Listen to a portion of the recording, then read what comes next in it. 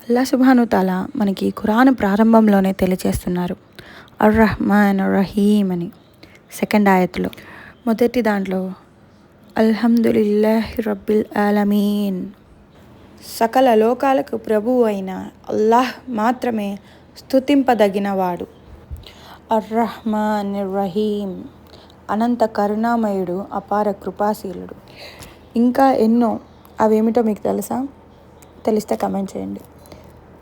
ఆయననే తీర్పు దినానికి యజమాని, ఆయననే నాకు తీర్పు ఇచ్చేది, మీరు కాదు, ఇంకెవరో కాదు, ఈ ఇన్స్టాగ్రామ్లో కమెంట్స్ కాదు, ఇంకెవరూ కాదు.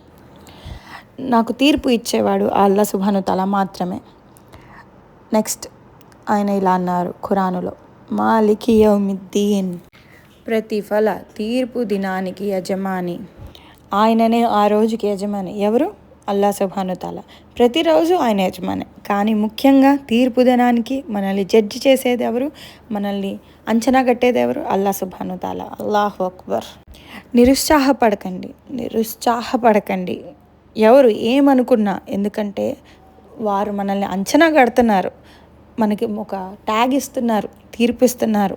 వాటికి అర్థమే లేదు, ఎందుకంటే అల్లా సుబ్హాను తాలా మనల్ని అంచనా కట్టాల్సింది, వీళ్ళెవరో కాదు. ఆ తర్వాత వెంటనే మనకు ఏ ఆయత వచ్చేద్దండి, ఇయ్యాక నఅబుదు వ ఇయ్యాక నస్తయీన్, మేము కేవలం నిన్ను ఆరాధిస్తాము మరియు సహాయం కోసం కేవలం నిన్నే అర్థిస్తాము అని అర్థం.